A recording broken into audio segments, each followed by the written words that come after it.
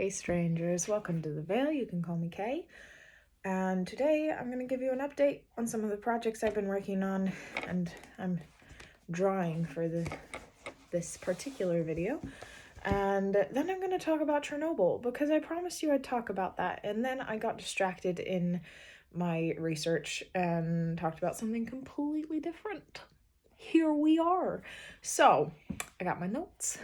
I got all of the artistic things. I have a cup of herbal tea. We're ready to get going. So, for those of you who are seeing me for the first time, I research random things and I do random art projects. This is my letter to the void and a journal of all of the projects that I'm doing. So, welcome. Okay, first off, an update. I have finished my cardigan. It's really, really comfy. So there are 200 of these lovely little squares, which turned out really nice. Actually, they're a really nice texture. There's 4 different patterns. I can't remember exactly where I got the pattern for them, but I did, 200 little squares. And then I lined the inside. I chopped up a couple of scarves that I got because I really liked the fabric, and now I have a really warm, really heavy cardigan, and it makes me very happy. So, done with that. Very happy. And then I've been working on this lovely blanket. It's a baby blanket for a friend of mine, and I ran out of the green that I needed, so I need to go to the store and get some more. Can't keep working on that. Hence, we're drawing today. And this is going to be the first drawing in a series of things in a project that I wanted to do. Again, I've posted a couple of things at the beginning of this project. I've been feeling kind of trees, nature spirits, like just that sort of vibe. And so the first one is this lovely, which if you've ever seen wishing trees with coins and things in them, that's where this came from. Different traditions over time of how people make wishes via trees. I have a video about it if you want to check that out.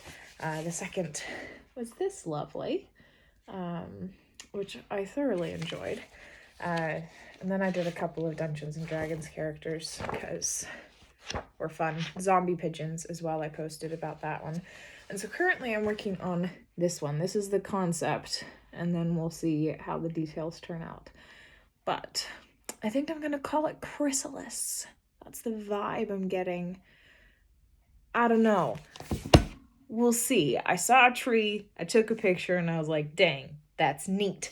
So I saved all my neat tree pictures, and we're gonna see what comes out of them. It's a fun time.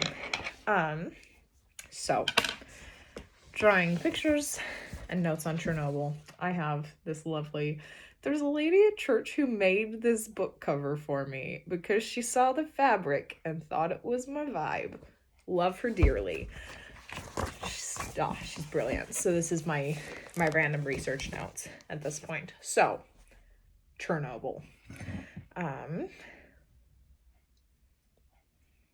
Here we are. Chernobyl, the 26th of April, 1986.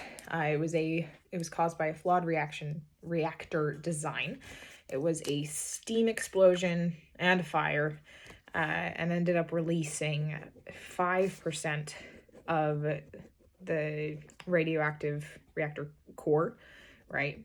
And so 2 people died initially in the explosion, and 28 died after that. I think possibly more than that long term, because of what's called acute radiation syndrome.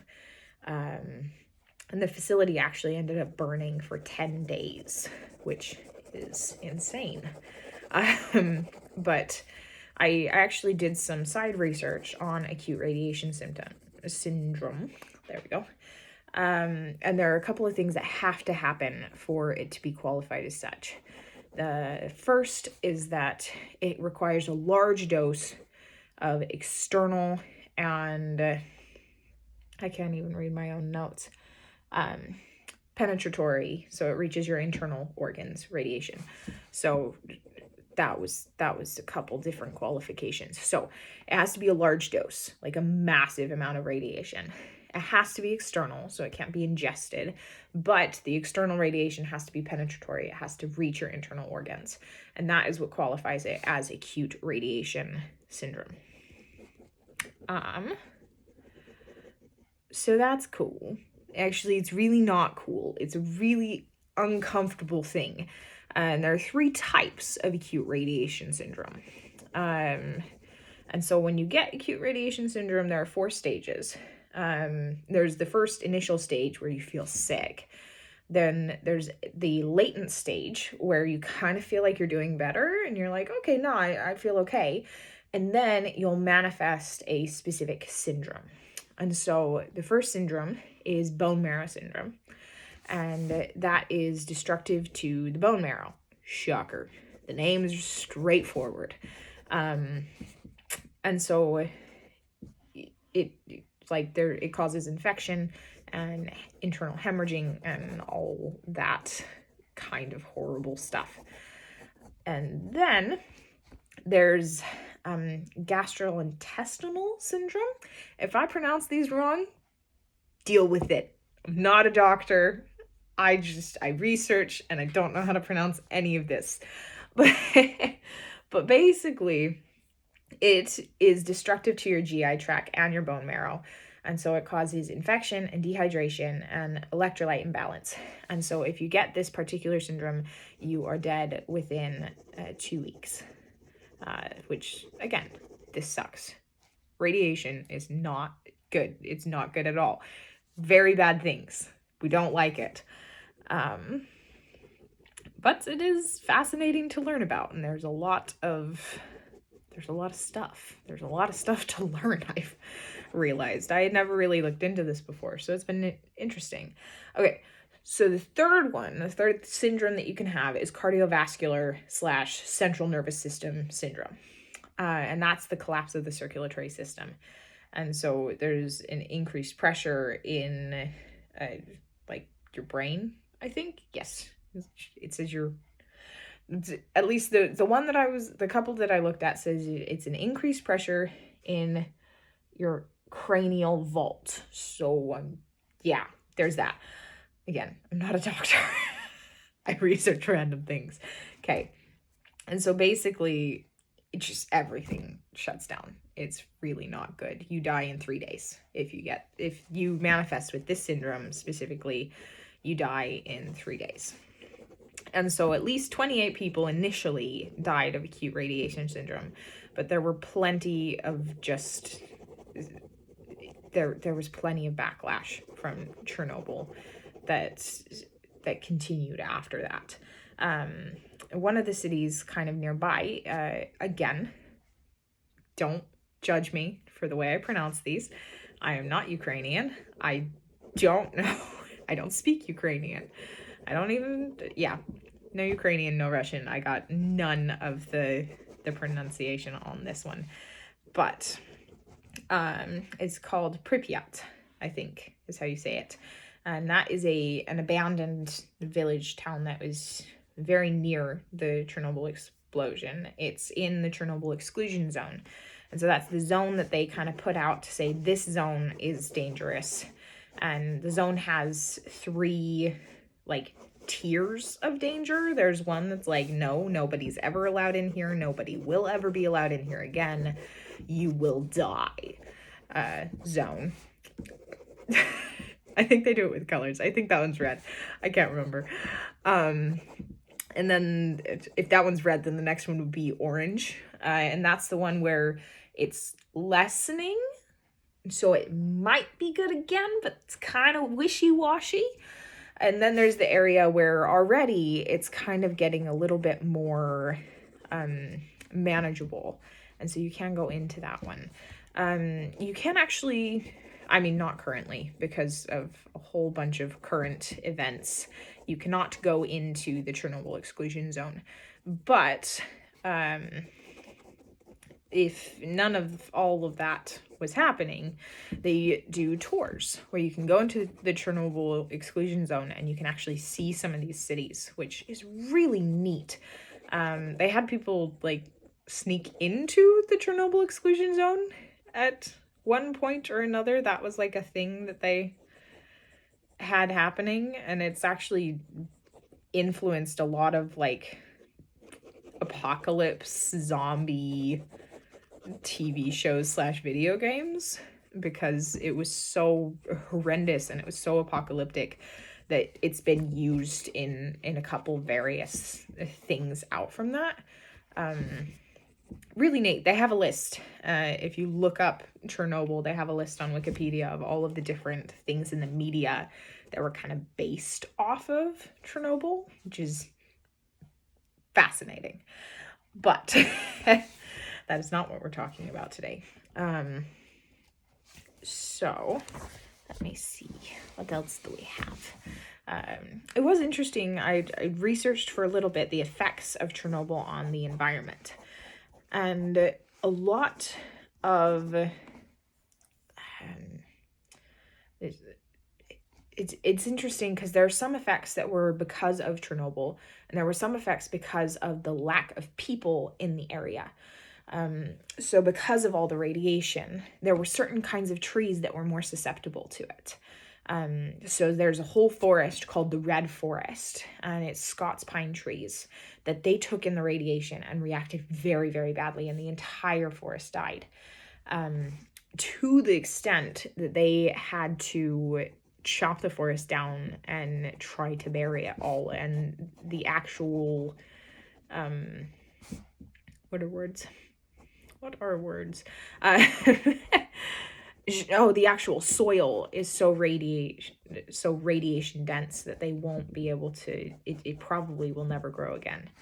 And the trees, they just buried in the soil, and it was not good. That's in the area where it's probably never gonna recover. But there were other trees that actually took it just fine.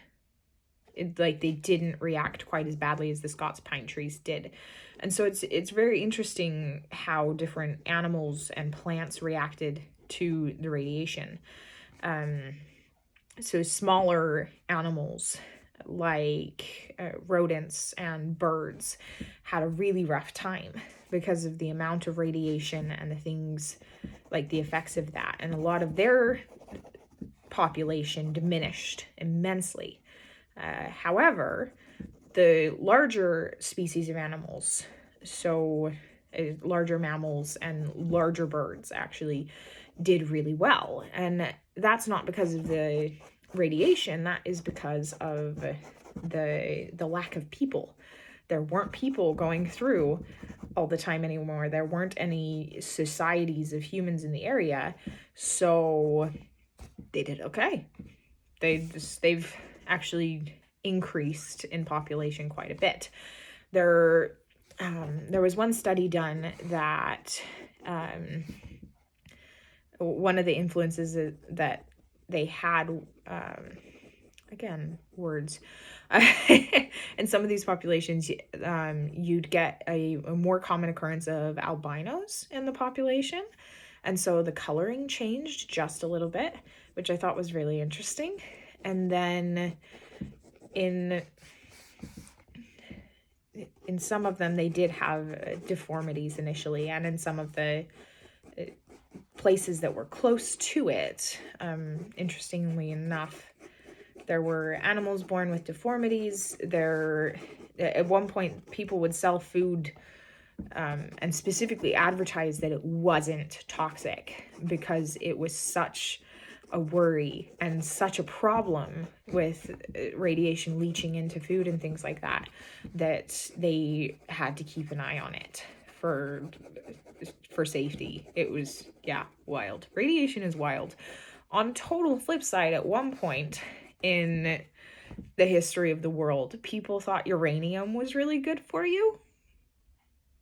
They just, they found this glowing rock, and they're like, we should eat it. It's probably great. And it turned into, this huge line of beauty products because it's glowing. It's gonna make you glow.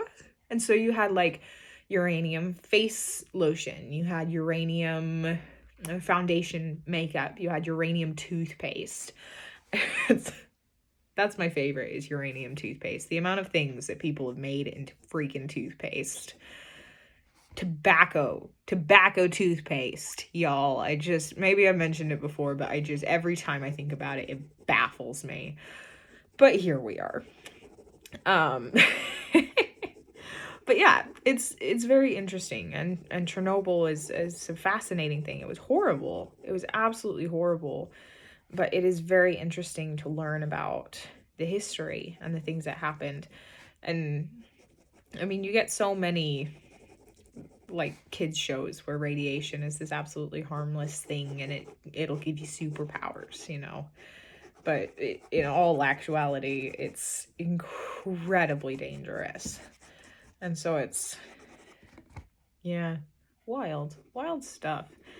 And this kind of, this is kind of influencing, this whole topic is kind of influencing my approach at this particular art piece, because like I said, I was researching a bit about the red forest and these trees that were so radiation dense that they all died.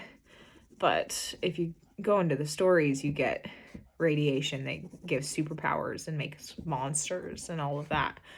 And so that's kind of the idea that I had going into this. Was this forest full of skeletons of trees, and the ideas of kind of what came out. And so I'll add colors, and I'll post it so y'all can see how it turns out. But yeah, we'll see how it goes. I'm liking the lines so far. I'm not sure what I'm gonna do with the colors. We'll find out. It'll be good. But here's where we're at thus far. I think this guy is going to be more green. He's going to have stuff growing on him as he's kind of pulling out of this skeleton tree in the middle. So the colors will kind of be dead over here, and they'll kind of leach out this way. Yeah. We'll see. Yeah. He's fun. I like him. I might give him more eyes. Does he need more eyes? He needs more eyes. That's where we're at. So yeah, there's Chernobyl. I am incredibly interested to see whatever I'm researching next. It might be, there's like one serial killer soap lady. That seemed like a neat topic to go into. If you have any suggestions, any requests, anything that you're like, hey, I don't have time to research this, but I want to listen to some random person ramble about it, can you? Let me know. I'm always happy to. I have a list of things to go through. So next week might be serial killer soap lady. That sounds kind of neat. Yeah, I think that'll be fun. Anyway, I hope you have a lovely day, and I will talk with you next time.